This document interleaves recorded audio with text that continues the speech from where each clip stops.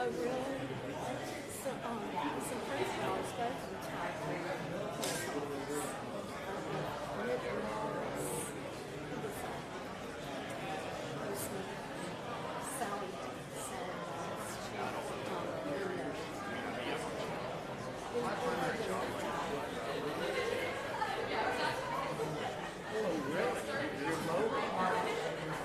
That's my job.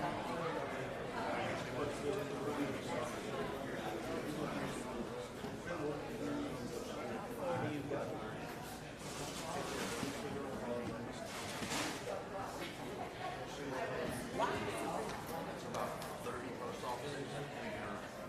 Some of the rural ones out like all the different filler trucks, but the bigger ones here in the city have 30 trucks per station. So that's a lot to take care of. Plus my manager.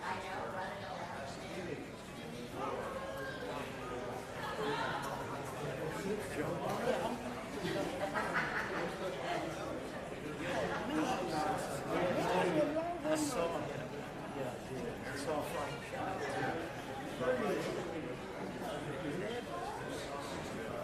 He'll keep it real good. I don't know about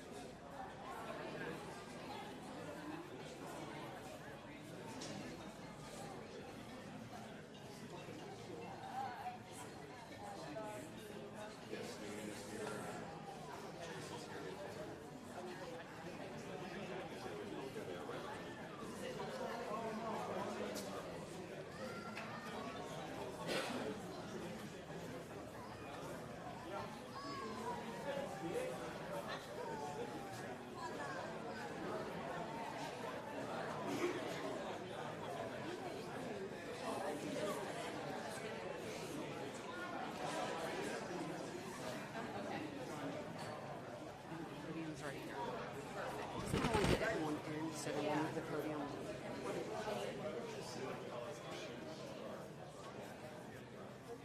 Guys, if I should get you all to start moving in this direction, you guys come find some shade.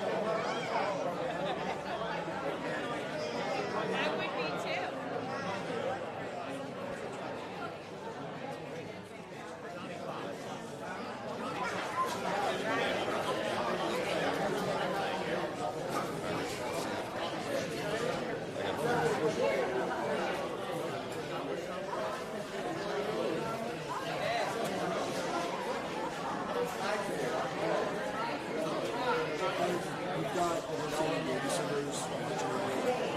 She's on ground. She's just not moving. Let me say something. I want to say something. Let me say something. We'll see her out. We'll see her out. Ladies and gentlemen, good afternoon. Guys, can I get your attention, please?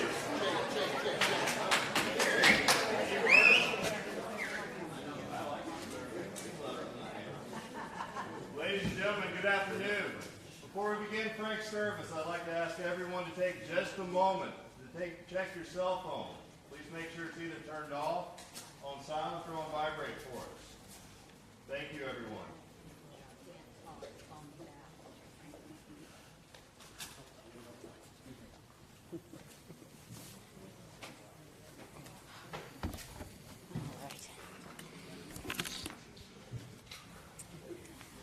Hello, everybody. We would like to thank you all for coming from near and far, and for those on Zoom as well. For those of you that are as shocked as my brother and I are that we're standing here at a graveside memorial for our father, we want you to know that this was his request. And our cousin Jennifer told us a few days ago that he had come here a few years ago and had asked for this to happen. I think my brother and I were convinced that we'd all be at a Bono's barbecue with a pig on a pit and true Frank Rosenblum fashion, but here we are. We know that our father was fiercely private, and often he himself would not show up for funerals. And if it was up to him, he probably would have not shown up for this one either, but that is not the case. So most likely he set this up for us, and we are forever grateful for that. We would like to thank all of you for your love and support through the years that you bestowed on our father and us. One of our dear friends said it the best when she said that Frank had a zip code full of people who loved and adored him, and he knew it. When our cousin asked us if we wanted to have a rabbi here, I politely told her, probably with a few expletives, that if we were to have a rabbi, our father would come back and murder us all. So we thought, in true Frank Rosenblum fashion, we would let a few of our friends and family speak.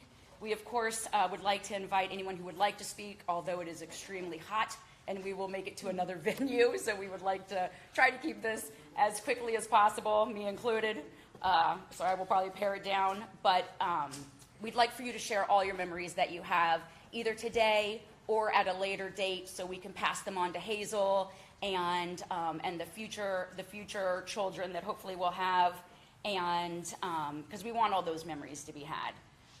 With that, we would like to invite my dad's dear friend and business partner, John McKay, to come and speak. And now the airing of grievances. Yes. We don't have that much time.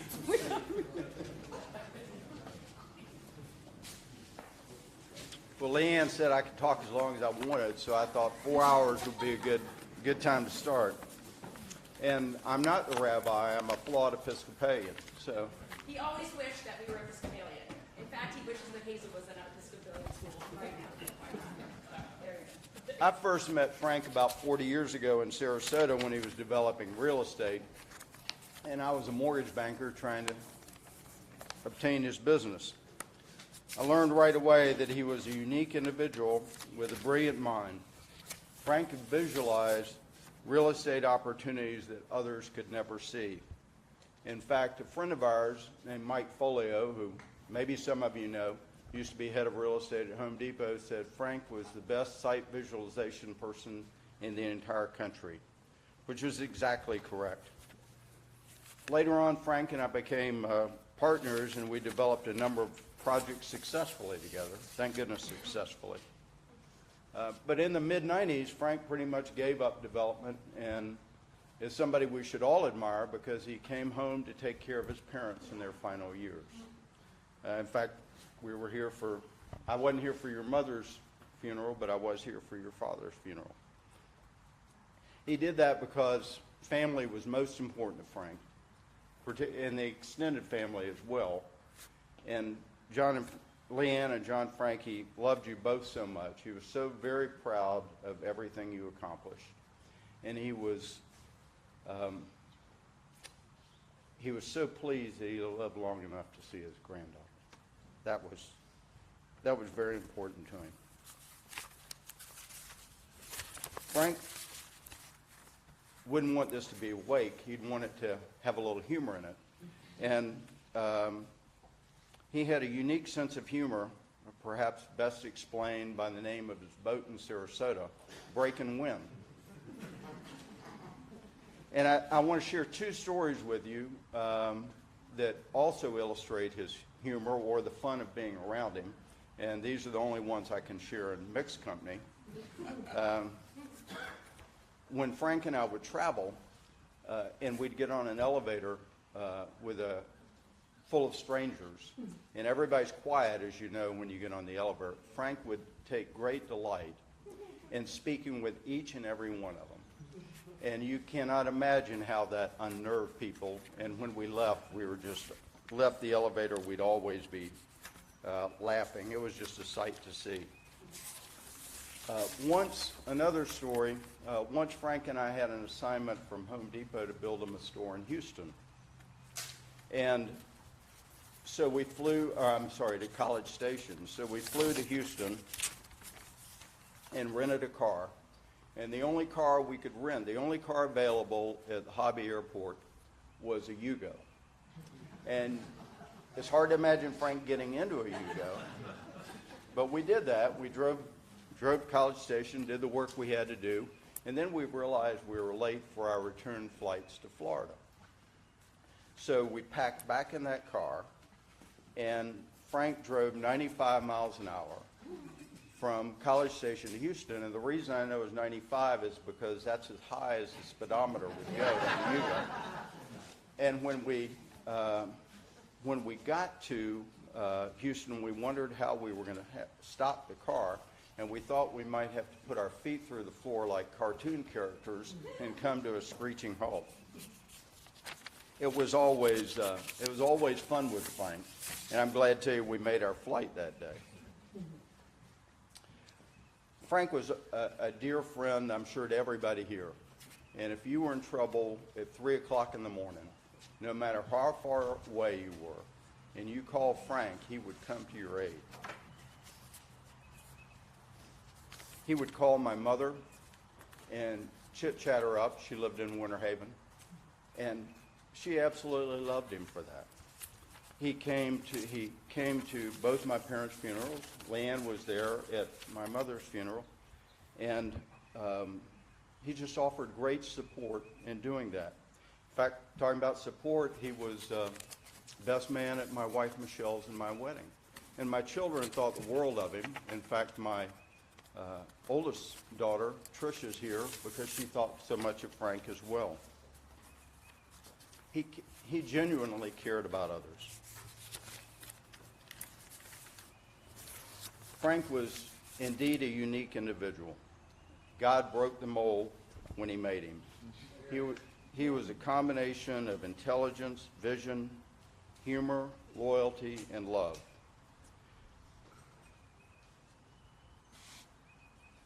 We're also very fortunate that he came our way, and we should thank God for that blessing. Amen. And I ask the Lord to embrace our friend Frank now and forever. Amen.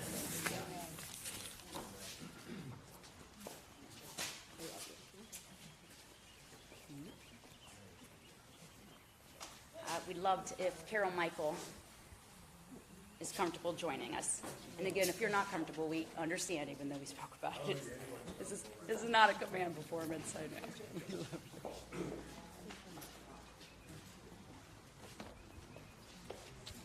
I'm not going to tell any funny stories because I know we're going to hear a lot of them. I just want you to know that Frank meant the world to my husband John and me and our son Drew. Some of you may not know, but February 14th, 2018, John had a double lung transplant. And Frank was with us the whole way, before, during, and after. He was always so kind. It was a lot of fun. He brought so much joy to us. He did so many things for so many people, and he didn't want any recognition. He did it from the heart. He became part of our family, and we became part of his. And I just cannot tell you how much we're going to miss him. He was a brother that my husband never had, and he was my big brother, and John Frank is my little brother. But he was very, very kind, and he has left a legacy with Leanne and with John Frank of kindness and doing just wonderful things for people, going out of their way. Just and like he said, you could call him any time of the day or night, and if you needed him, Frank was absolutely there. So we're going to miss him.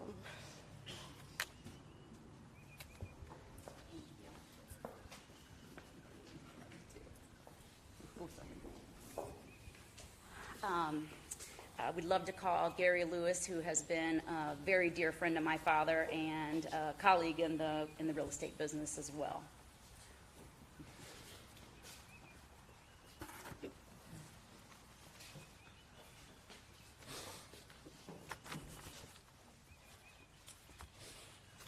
Well, I don't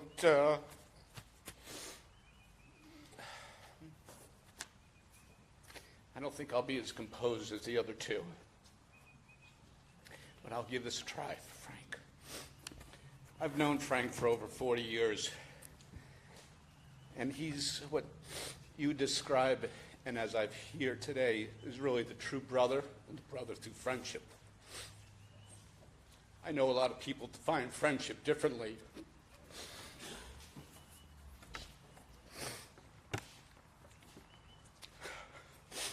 But I can tell you what I believe it meant to Frank and to myself. Friendship and brotherhood is never a burden to Frank. It was an honor. And he's one of the few people in the world, which I've now heard twice, that if you had one phone call in the world to make, you'd dial his number, and he'd answer it. And he'd be there. Whether you wanted to him or not, he'd be there. And he would tell you what to do, whether you wanted to hear it or not, because Frank was honest, and he cared about all of us.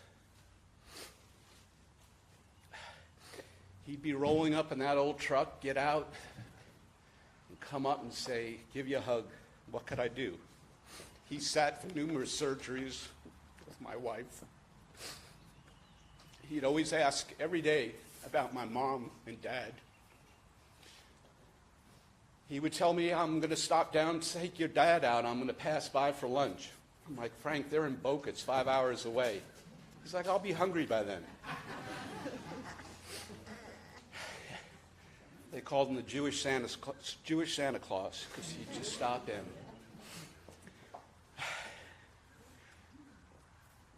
There's so many numerous and comical Frank stories. I'd just like to always remember the friend and brother that loved all of us in a very special way. We knew for years our families were intertwined. So you're stuck with us. God love you, Frank.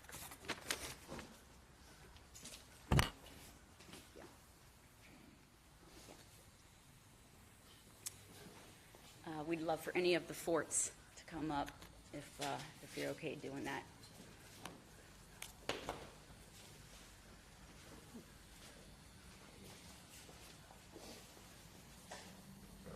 This is Bradley and Abe Fort. Don Fort, their father, is one of our father's lifelong best friends, and fortunately he was able to visit recently with Dad out in LA, and these are two of his sons who my father wholeheartedly considered sons as well.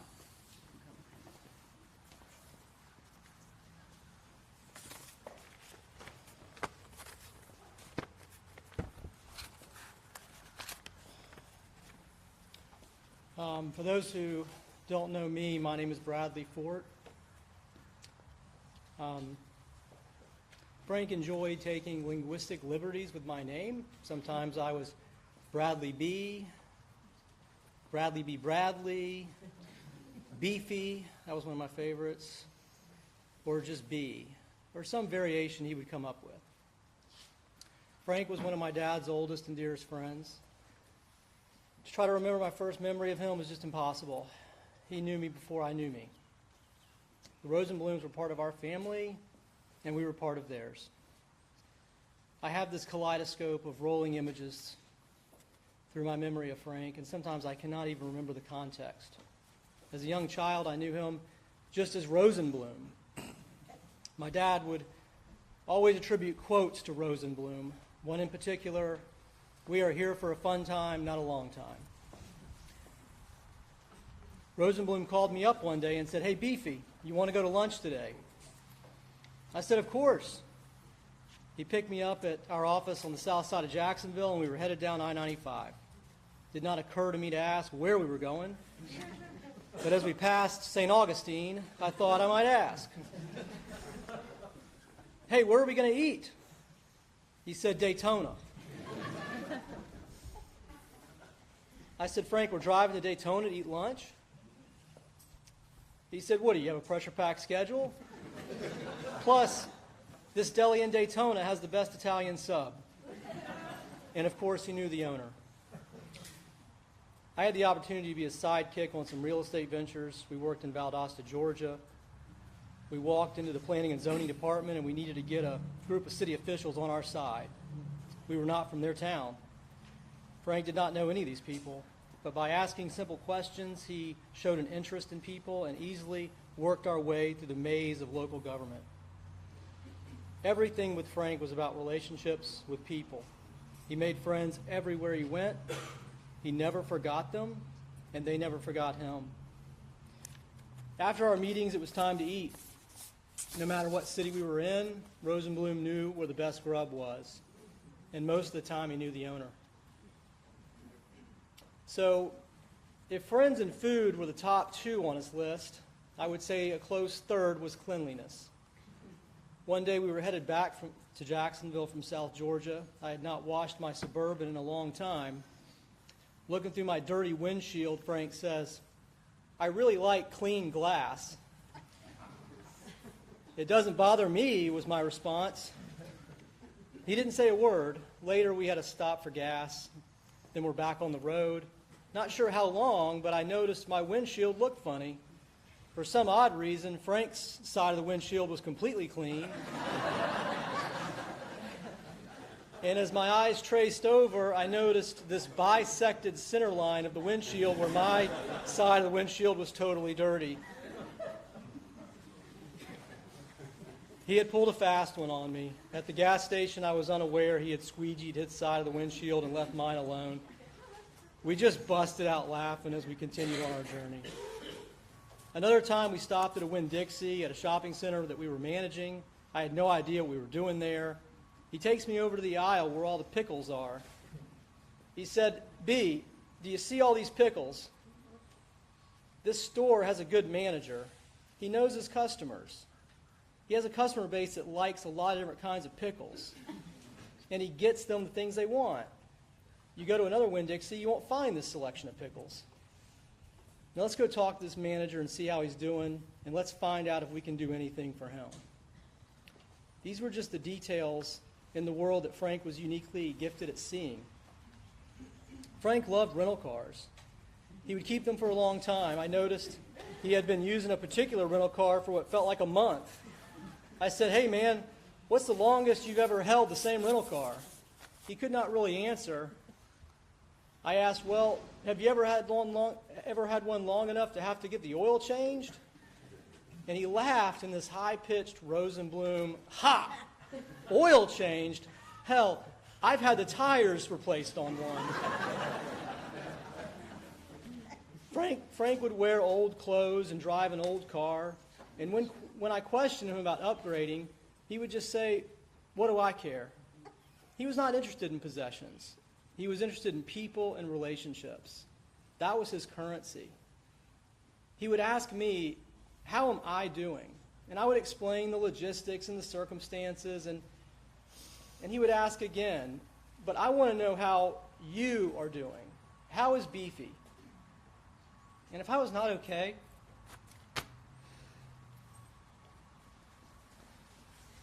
I could tell him. I could tell him the truth. Frank never expressed disappointment or judgment. If Frank were here, he would be okay with me repeating that he unconditionally loved everyone. Well, almost everyone. Because Frank was a fierce loyalist to his friends. When he was your friend, you had a warrior fighting for you. When I was at the end of my ropes, I would call Frank. He would listen for hours if needed. If you ask anyone, they probably would agree that he was the type of guy that you could ask him to do almost anything for you, and he was happy to do it. I had a real dark season in my life. I didn't know how to break free from it. I was stuck. I called Frank. He was a connector. He knew exactly who I needed to talk to. And I followed his direction. And within 24 hours, there was a plan in place. Frank used to tell me, if you have one good friend in your life, one person that you can truly count on, one person that really has your back, then you are doing real good in this life. I think Frank was that person for a whole lot of us. The famous Rosenblum, Frank. He was a real gift to all of us. I'm grateful that God created him, and I'm grateful that God allowed me to know him. Thank you. Thank you, Brad. You know, I've been racking my brain to think about stories I could tell about Frank and myself. Of the thousands upon thousands of stories I can think of, I chose not to do that because I'm not really sure if some of the statute of limitations have passed yet. So, in case there's any judges or prosecutors, I don't want to, implicate myself.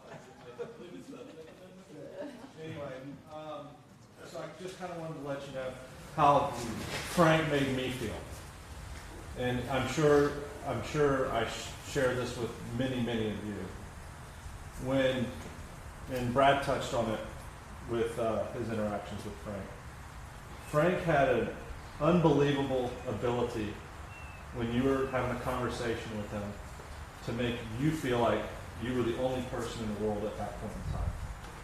Not many people have that ability. It's a gift. It really is. Brad touched on, he never talked about himself. If you asked him about it, how are you doing? He would just say, I'm fine. Don't worry about me. How are you? That's how Frank was. And it's just a really, really beautiful thing in a human being to be able to do that, especially with everything the way people are today, the social media and the narcissism and all that stuff that goes on these days. It's just, he just was above all that. And his kids have obviously taken on that trait as well, because Leanne and John Frank are the same way. And I echo what Brad said about knowing him was a gift. Getting to know him has been a gift. And I mean, I've known him my entire life. I love him very much. I love myself.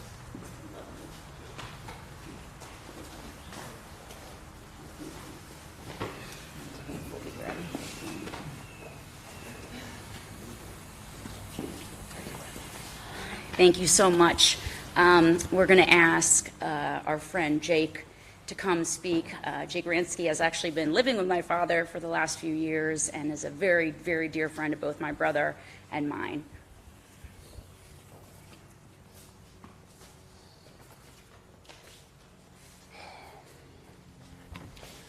Good afternoon, friends, family, and loved ones. My name's Jake Ransky, and I would like to extend my deepest gratitude to all of those who have, damn it, I was To all of those who have come to honor this great, give me one second.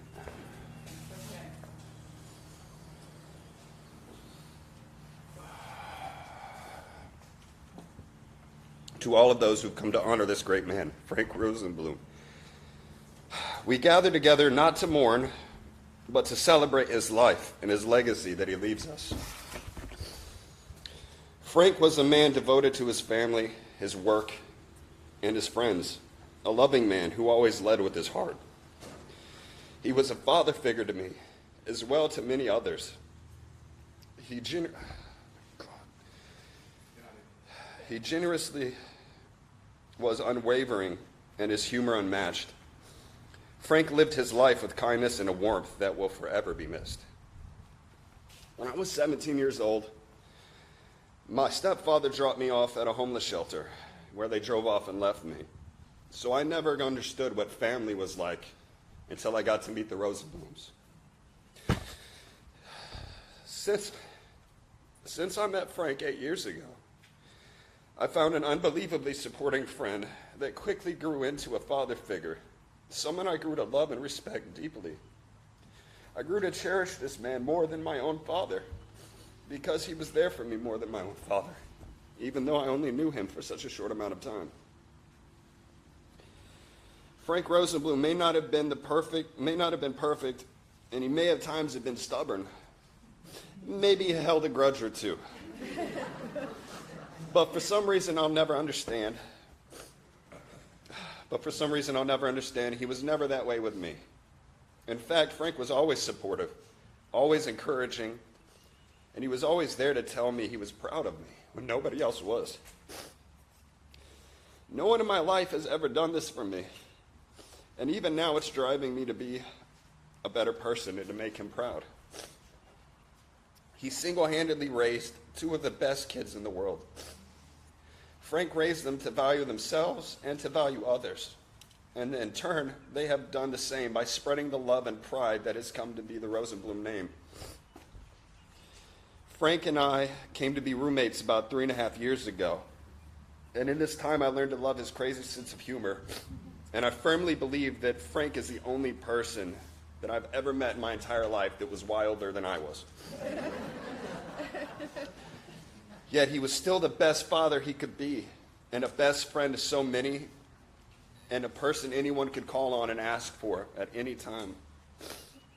He was hands down one of the best businessmen I've ever met in my life as well, and he had nothing but advice to give me.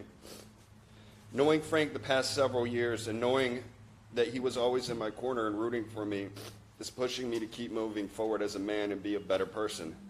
And it's something I will forever be grateful for. I want to honor Frank by doing everything I can to live my best life, and I hope you guys will do the same because that's what he wanted for all of us. He wanted us to be our absolute best at all times. In honor of his life and his memory, may we live by Frank's example with joy and wisdom. I'd like to leave you guys with one story about Frank. This is when I knew Frank was a badass that was selfless, completely selfless. I had to go to prison a few years ago for something I did when I was a kid, and Frank came to visit me all the time.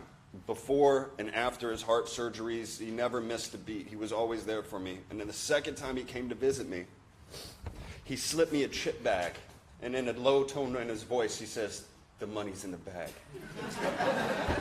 I was like, "Frank, what are you talking about?" And he was like, "Listen, there's $20 in the chip bag. Shut up, take it."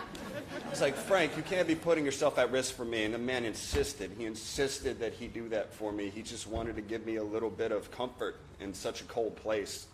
In doing so, he was putting himself at risk in an immensely selfless way that he didn't care because he wanted what was best and he wanted to do everything he could to help the people he loved. And that's something I will never forget. This man was amazing. And thank you all for being here.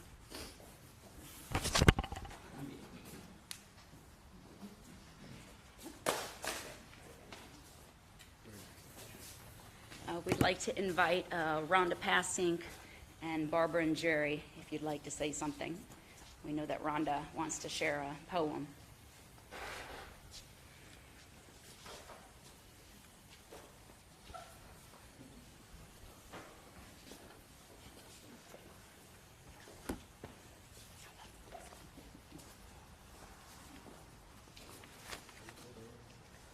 Hi, I just wanted to read this because I feel like this is how we all feel about Frank. I don't think of you as gone away. Your journey has just begun. Life holds so many facets. This earth is only one. I just think of you as resting from the sorrows and the tears in a place of warmth and comfort where there are no days and years. Think how you must be wishing that we could know today how nothing but our sadness can really pass away. And think of you as living in the hearts of those you've touched. For nothing loved is ever lost, and you were loved so much. And we absolutely loved him. And I'm sure everybody feels the same way. Thanks. Thanks, Andy.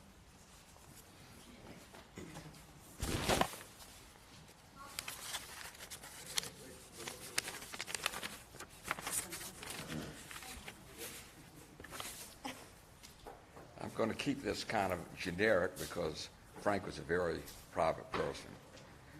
But he was a wonderful friend to me and my family throughout his life. We could go days, weeks, and months without talking or seeing each other. But when we did reconnect, we started off right where we left off. There were good days, bad days, happy days, and sad days. There was suffering and living from all these different experiences. He told me, Jerry, I don't know what the big man has in store for me, but whatever happens, it's been a good run. We enjoyed our time growing up together, whether relaxing by his pool at 2 o'clock in the afternoon or 2 o'clock in the morning.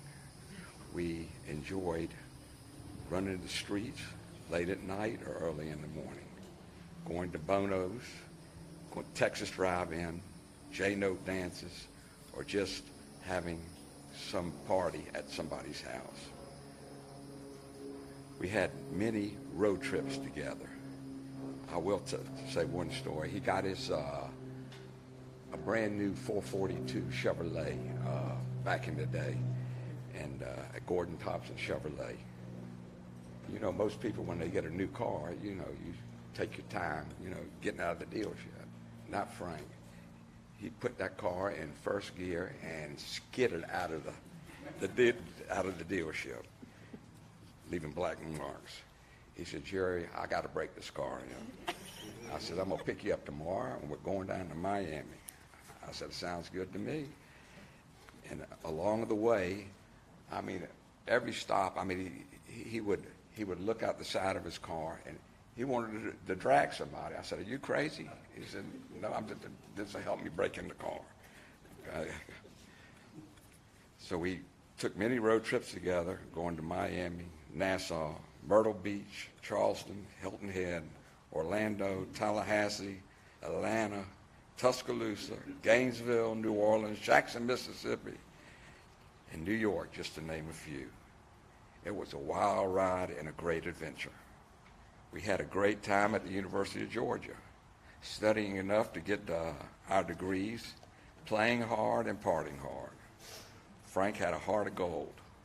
If he liked you, there was nothing he wouldn't do for you. That's just the way he was. I know the last 2 years of his life have been hard, but he needed to be in California with his Leanne, John Frank, and Hazel. I even told him, I said, if you'd like for me to fly out to California and drive back with you to Jacksonville, I said, I'd be glad to do it. He said, Jerry, he said, you know, this time he says, I'd be very boring to travel with. I understand that. That's when I knew he wasn't feeling good.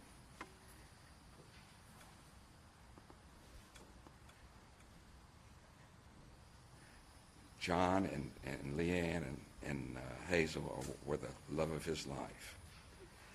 I just want you to know that may your life always be a blessing. Rest in peace, my friend, and I'll see you when I see you.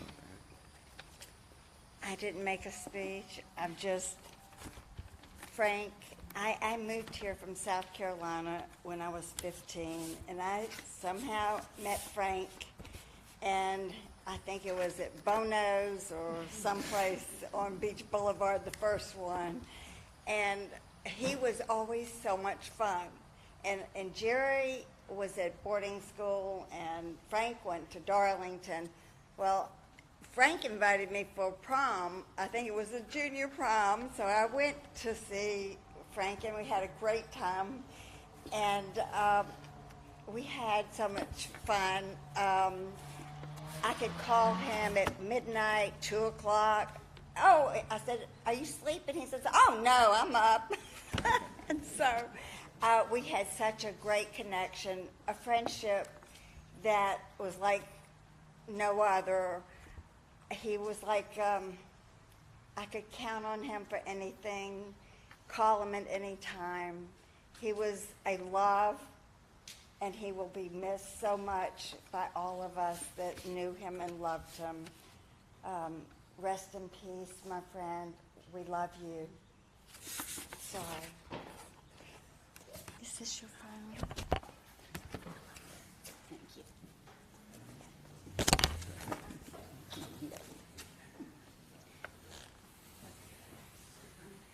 We'd like to welcome Kim Israel. Kim held Israel, and Kim is the daughter of my dad's longest and oldest, my godfather, Uncle Eddie Held. And Kim was my father's daughter long before I arrived. Or not too long, Kim, not too long. I didn't write down anything either, which was probably a mistake. I'm so moved by what everyone has already said.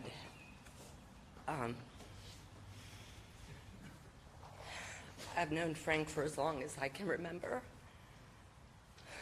Leanne and John Frank are like siblings to me and Eric. Our whole lives have been spent with Frank, John Frank, and Leanne. Dad's friendship with Frank transcended friendship. It was a true brotherhood, and there is some real comfort knowing that they're together again. And the mischief that they'll get into, at least they're safe. Bradley B. used a really good phrase, which was that there's a kaleidoscope of memories, and there's not a lot of context for most of them, and that is very true for me. And the years that my family has spent with Frank, and I'll just share a couple of memories that stand out in my mind. I was in law school at the University of Florida before I met my husband, John, the other John in my life, and there was an individual that was just would not leave me alone, lived in Tallahassee. I won't get into the specifics, but it made me extremely uncomfortable. This person would not let me be. Of course, discussed that with my parents, and as was true for most things in my life, if I said something to my dad, Frank knew about it. Frank was on the phone with me, immediately calling to offer his help. He offered to go talk to the gentleman that was bothering me. And as someone else earlier so eloquently said, Frank was all about others. He was incredibly loyal. That absolutely flowed to us. And because I didn't entirely know what Frank meant by that offer, I, of course, politely declined it for the sake of the gentleman that would not leave me alone. John Israel reminded me the other night that when he first came to Jacksonville to meet my parents, when we first started dating, Dad and Frank took him out on the boat. I didn't remember that. I cannot imagine what happened on that boat in terms of the interrogation that John Israel must have endured. But clearly he passed with flying colors, and I'm so thankful they brought him back to that dock. Way to go, John Israel. Lastly, when Dad died in 2008, and I was left to decide whether I would keep running the law firm or not, or find another job. Frank was amazing to me. He would come visit. Everyone in the office knew who he was, all of the employees. Frank is here. Frank's on the phone, Kim, and he just constantly checked on me, encouraged me, told me that you've got it, Kim, you can do this. You're strong enough to do it. Carry on. That is what Dad would want. And that support meant everything to me.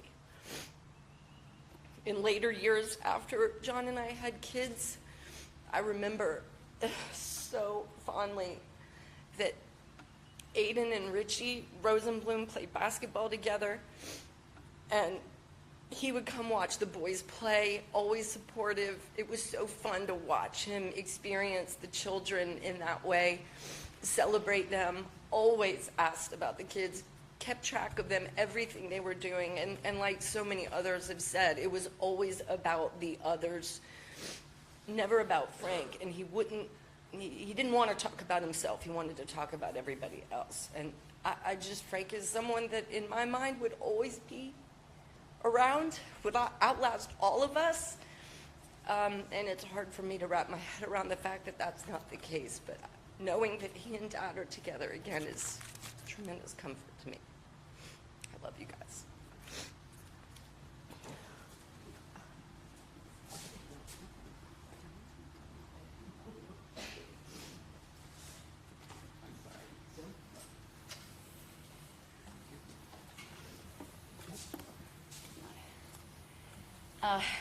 My brother and I and everybody here knew that our father was no fan of LA.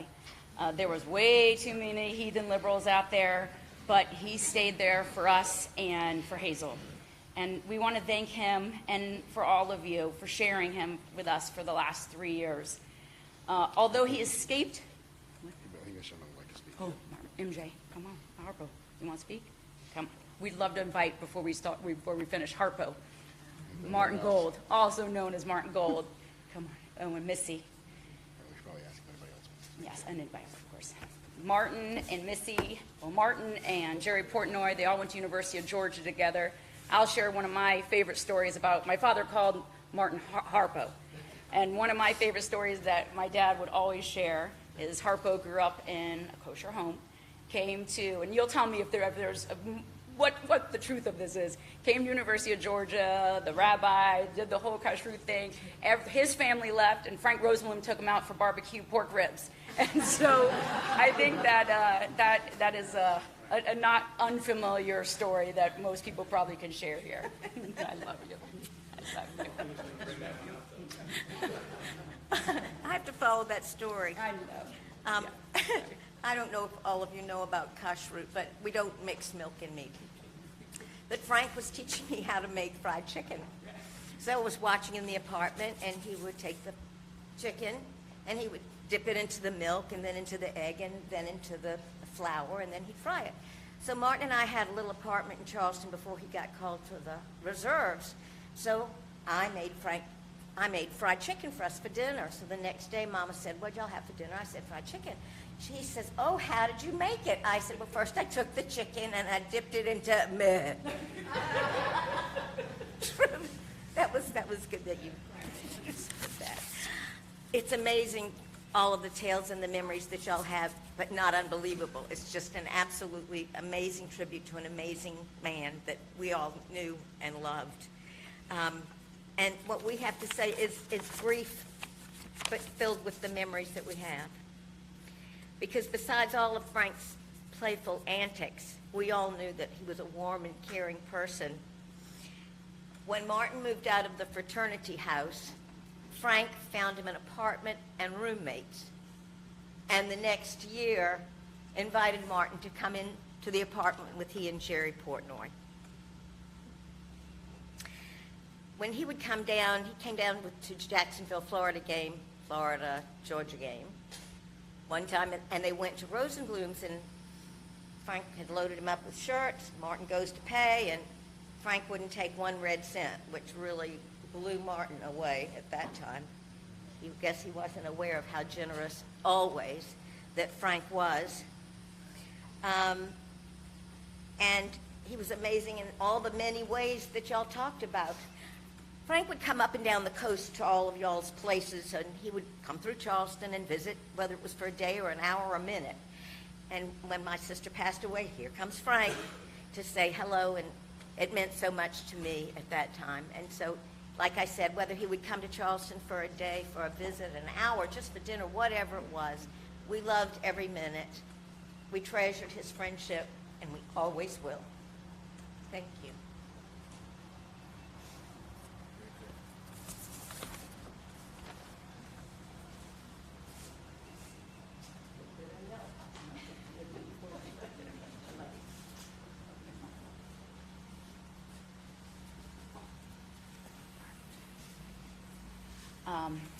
John, Frank, and I are going to say some closing thoughts, but if anybody else would like, Richard, my apologies. This is our cousin, Richard Rosenblum.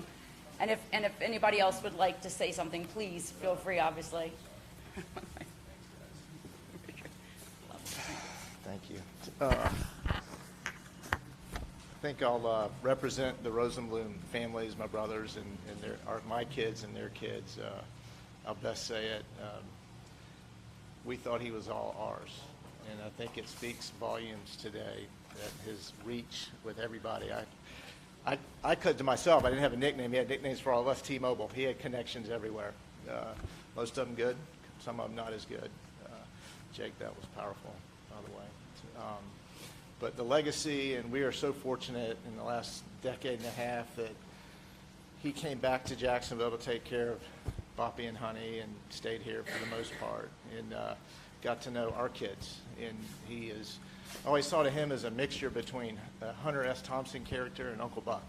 And we didn't know the Hunter S. Thompson era. You know, we heard stories, some of them, but definitely Uncle Buck. But he was Uncle Frank to my kids and Bob and Tom's kids, and they loved him dearly. And the sorrow that they felt Sunday when they found out just, again, speaks volumes of how important in our lives and their lives that he was, and very blessed that he was a part.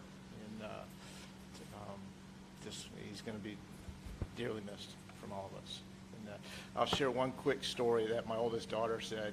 She mentioned to me, my neighbor, when my boys, and to echo as well what someone said about Kim, he was at all the basketball games, all the baseball games he could, all the flag football games for all my kids. My other son that is watching, he's up in Iowa and plays college basketball. He streamed them this fall. Always wanted to know. But when they were younger, my 2 oldest, he picked them up in the truck in the Suburban. And I don't know where the story got that he was clean, because my oldest son drove that truck his senior year, a year ago in high school, and there was more pharmaceuticals, air tanks, things that I was afraid might be found if he ever got pulled over for speeding. And he was a senior, so we never cleaned it out, and he didn't care, and he loved driving that truck to bowls. Everybody with all their fancy cars, he was a splitting image of Frank. And but when they were young, Rachel had a story that the wife of our neighbor, who's assistant chief of police, he came to pick him up to lunch. He was fun Uncle Buck. And I'm wound pretty tight, and he's the exact opposite, and they love to go to lunch with him and the colorful stories and these places that I've never heard of in Jacksonville. That they said, you know, we went here. I said, where is that? And they had the best time. But the kids got up. They were probably 8 and 6, Ryan and Richie, and they got in the truck, and Shannon was outside, and she went screaming into Jimmy. A man just took Richie and Ryan. And Jimmy came out and said, that's just Frank. And it was all good. He, as I said, he came to all the sports events. One last thing I'll leave it with. He did not hold back. And if somebody... It's saying, that's my time up. It's the Oscars. That's it. That's the bell. But he didn't, from Little League Baseball to his senior basketball game last year, Frank spoke his mind. And I'm like, Frank, that's the dad. That's the mom of his teammate. You can't say that. And I don't care. And, but we will be missed, and his memory lives on in a legacy with you guys and Hazel. And I'm glad my family got to get to know Hazel and dearly love her already, and I think it's just the first of many. So.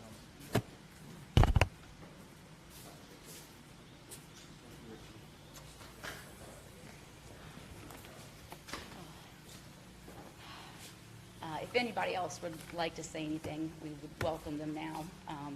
We can also share stories husband? you Your would like to husband. say. Yes, you are. My husband, Jason Feinberg, who apparently I keep referring to standing next to my brother, our Hazel. It's okay. Creepy enough as it is. Welcome to Florida. All right, I came into this picture relatively. Hey, by the way, there's no funeral home rule that says you have to stand all the way back there. There's a whole bunch of free space up here. There's seats up So here too if you need to sit if you down. want to hear us, Right there, there's a but speaker, though. look at our butts, you can stand there. If you can't, if you don't want to hear us, you just want to see our faces, hang out there. There's a YouTube. You'll catch it about 3 minutes later. You'll see us and hear us. So cool. Thank you, by the way. The YouTube's rocking. All right. I hope we're recording it because these are great stories.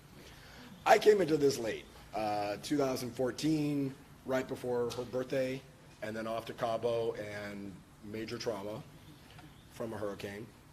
But then Frank came out, China. Thanksgiving. But Frank, the intersect with Frank came in Thanksgiving of that year. And so that's where my stories and my life and his life intersected. So my stories with Frank are quite different from all of these. I definitely heard stories like these from both John Frank and Leanne, from the family trips that we came out and visited, and the time when Frank did this, and I was like, wow, okay. It was a much different Frank than I knew. But Frank did get to tell me some of his stories. And one of the ones that I really wish I was there for, because unlike him, I am a Grateful Dead fan. He was doing whatever, and he was in a bar in a hotel somewhere, and there were some very rough and tough looking dudes hanging out there. He was drinking with him. They were the roadies for the Grateful Dead, and he was hanging out with them. And then Jerry Garcia came down, and so he's having drinks with the roadies and Jerry Garcia, and then they had conversation or whatever, and they left, and then he kind of turns to the roadies and is like, yeah, I don't like that guy that much. He's like, you guys are pretty cool, though. So he liked hanging out with the roadies.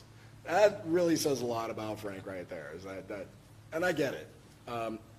Of all the stories, like his youth, he was a hellraiser, cantankerous are other words that come to mind, proudly obstinate. His pride was beyond and very determined no matter what direction he was taking. But really the peach of all my intersecting moments were when Hazel was born in 2019, and seeing him and her together, seeing him through her eyes, so to speak. I couldn't actually see through her eyes. That would be kind of creepy. And seeing how they interact, and the nightly FaceTime dinner calls where she would ask for Pom Pom. He was known as Pom Pom in our house. And she'd ask for him. She'd reach out. By the way, she doesn't understand why we do radio phone calls. She's like, why would you do that when you can look and have somebody's face in front of you? It doesn't make any sense. And so she would always have to FaceTime no matter who we're talking to. It doesn't matter if they're driving a car or flying a plane. You're going to stop whatever you're doing and FaceTime with our daughter. And what was really keen was whenever Frank thought we were out of range and couldn't hear what he was saying to her, he would repeatedly say, fuck, fuck, fuck, fuck, fuck, fuck, fuck, fuck, fuck, fuck, fuck, fuck, fuck. And she says it all the time now. She's not 3. She's already dropping F-bombs. We warned the school this was happening, by the way. And we text her, hey, by the way, she's just said this about 6 times, and it might happen at school. And it didn't happen right away, but shortly before we came out here, she said it, and there were some students around. The teachers were like, yeah, she said it today. I had bets going secretly with Leanne how long before we were going to get called into the principal's office for let's talk about Hazel. But to that, what I like to say about Frank is that they really got along stunningly for a man who was in terrible, terrible pain. And obviously on his way here, he definitely enjoyed every moment he had with her, and she loved being around him and loved being with him. for whatever they could do together. But what I'd really like to do is that instead of having, which all of it is pretty much documented with these great things that we carry around with us everywhere, so we've got thousands of pictures and videos, it's frozen in time. We have this now in perpetuity, and we can just keep showing it to her over and over. But as a 20, 30, 40-year-old woman, she has a 2 to 3-year-old memory locked in place. So what I'd like to do is, obviously we have this recorded, but I'll be putting together a SharePoint. And I want all the crazy stories. I want the illegal ones, especially. Don't worry, we'll do a time lock on them. We'll do age appropriate. We'll have G and PG, and we'll get to the R and the X-rated, and they're like, oh my God, no, you can't ever tell that to anybody. But I'd like Hazel to have that opportunity to know Frank like you all know Frank, from his birth to here, instead of just that short little window, if that's okay, if that's cool. That's it. Thank you. Love you. Any other people? All right, thank you, Jason.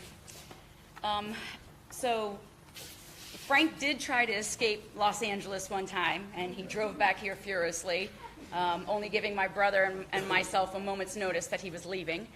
And but you returned him shortly after that to Los Angeles, and we are thankful for it. As my husband has mentioned, we were very fortunate. He was very fortunate. We were very fortunate that he was there to witness the birth of Hazel, and he has been staying with my brother and Jake for the last 3+ years. Frank and Hazel, as my husband said, would spend endless hours on FaceTime and in person, gabbing about anything and everything, making funny faces to one another. As you can imagine, most of the time it was my father making funny faces to her. And as he mentioned, my father would whisper all curse words in her ear when my husband and I would walk away, to the tune that, yes, she was the first one to say it at her preschool, which I'm sure I know he was very proud. And I'd be lying if I didn't tell you I was a little proud too, because the apple doesn't fall far from the tree. As you've all heard today, there are so many stories that we could all tell about our memories with Frank. And I hope you will share them today, and keep the ones that are just too salacious close to your hearts. To say that John Frank and I had an interesting childhood would be an understatement. We were allowed to fly across the nation starting at 8 and alone, and my brother across the pond to London before he was a teenager. There are way too many stories to share, and but a couple of them were, I think most teenagers at some time in their life get busted for sneaking out or skipping school. And my brother and I were no different. And we both followed in his footsteps to Darlington, to Rome, Georgia, where a lot of his classmates are here today. And while I was at Darlington my sophomore year in high school, I also was, snuck out with some friends. And I have no idea where we went or what we did.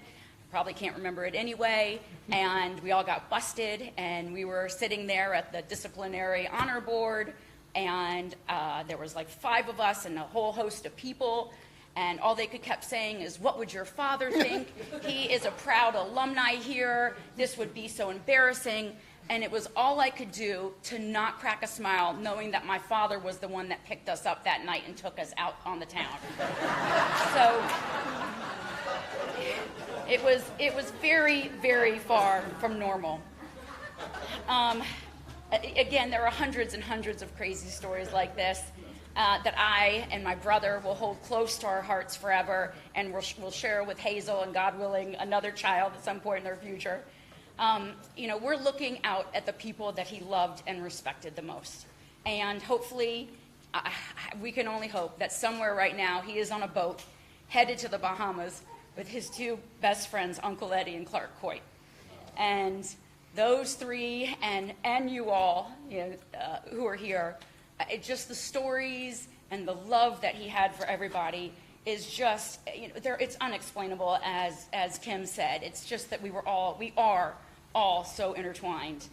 Our father, like everyone, was far from perfect, but even in those imperfections, we loved him dearly. He loved hard, and when he didn't, that was felt hard too. He was fiercely private, to a fault, one could say, but that was his to hold on to. But the good far outweighed the bad, and he gave John, Frank, and I a wonderful childhood and one for the books. He protected us as well as he could from some not so good times, and he always put us first in every decision he made. He would take us around the world and to Disney as often as we wanted. Shopping and dining out became the fabric of our family, probably to a fault. Our father was born and raised here in Jacksonville. He was very proud of Jacksonville and of his heritage here. There are so many people to thank, and we would especially like to thank Anna Terrell, who lovingly took care of both of our grandparents, Helen and John Rosenblum, who took care of our father, and what seemingly looks like you're going to be taking care of us too. Anna and our father had a very unique, colorful relationship, filled with humor and respect, but the love they had for one another and the love we have for Anna is unparalleled. To Dr. Gabai at Cedars-Sinai, who is an actual saint on this earth, we thank you for treating our father with love and respect, and you definitely are a Jewish miracle worker. But most importantly, to my brother and to Jake. You both have spent so many years tailoring your every moment and every step to our father, and we all know that that wasn't easy. You both did everything you could, and you extended our father's lives many years. I will miss the banter, the way thus all Rosenblums would discuss and or yell everything from world politics to any little topic where an opinion could be formed, and in true fashioned way, the Rosenblum yelling, screaming, loving, disagreeing. We love you all. I'm going to let my brother speak as well. Yeah, everyone here is very familiar with the sound of my voice, so you don't need to hear much from me. I mean, it's a really short distance from Granada over here to Oak Lawn and across the street to Santa Maria, but my father made quite the journey to get here. And as I look out at you all, and I realize Rich touched on this a little bit, and you think, well, I thought I was his special friend, look at all these people, but in fact, you are all his special friends. His whole day was on the phone, talking to each and every one of you, helping you through your problems, listening to you help him with his. He does consider Eric and Kim and Abe and Bradley and Robbie and Jake, his other children, and Tommy and Richard and Bobby's kids. He's so concerned about them every day. He loves them so very much. I mean, his Darlington friends, his Georgia friends, his Jacksonville friends, his California friends who are here who've come all this way, Dana and Jonathan. Jonathan, also like another son to him, come all this way, but not because they were friends from Darlington, friends from Georgia, because they were his actual friends. He loved all of you, and his life revolved around you guys. And the last few years have been hard. It's been like watching a train move at 4 miles an hour down that track, just coming at you and coming at you. And then finally, it just suddenly hit in an unbelievable moment. And, you know, for a guy who didn't like liberals, he gave us a very liberal upbringing. You know, I often say we were raised by wolves. You know, the fact of the matter is that, you know, you all have your own stories. I mean, I was given a car for my 14th birthday. 2 cars. You're right. I was given 2 Ford Mustangs for my 14th birthday, one and a backup.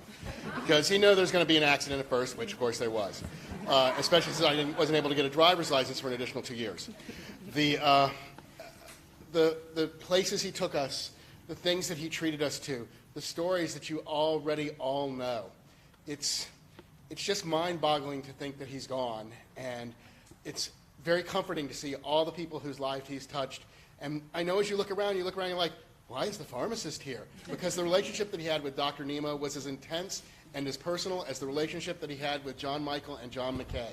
And he was there for all of us, all the time. And now we kind of have to be a little bit on our own. And luckily, he has brought us together in a certain way. I mean, certainly I have all these new brothers and sisters. I have all these great aunt and uncles. And, of course, I have my real sister, Leanne. Even at the last moments as we were going through these last few years in California, let me tell you, he wanted to be back here in Jacksonville every single day. If it wasn't for the fact that we couldn't be more than 20 minutes from Dr. Gabai in Cedars-Sinai, he would have been here. No question about it. He loved Jacksonville. He was of Jacksonville. We are back in Jacksonville because that's where he wants to be. But even in the final few months, he's making friends with our new friend I was watching on Zoom, Jonathan Velasquez, and going out to have dinner with his mother-in-law and his wife and his child and his new child, which is why he can't be here. And it's just like, even to the last moment, and he's calling Jonathan on the phone, Jonathan, how can I help you? How can we work this out? How can we solve this problem that you have? He was a problem solver, and he was not perfect. He occasionally was quick to anger. He was known to hold a grudge. The fact of the matter is that I argued with him all the time, is you can't actually be mad at someone if you don't really love them. Otherwise, you just don't care. And so even, we constantly were wondering, what would our state be when this moment arrived? And so for those of you who weren't on the best of terms at that moment, know that deep down you were. He wouldn't have been thinking about you if he didn't love you. And on behalf of my sister and I, we would just like to thank you for giving my dad such a fabulous life so that he could turn around and give one to us. So thank you very much for being here today. And I know that he cares about each and every one of you as deeply as Leanne and I do. Thank you. We love you all, and after this, everyone's invited to La Chena for a reception as well. His favorite restaurant. His favorite restaurant. We'll be charging it to his Diners Club for one last time. Yeah, hopefully it approves. And one of his best friends. And the owner of the restaurant, Jerry Moran, who some of you know, is also one of his best friends and is in the kitchen cooking right now. So it should be a treat. We Thank love you so all. much for being here.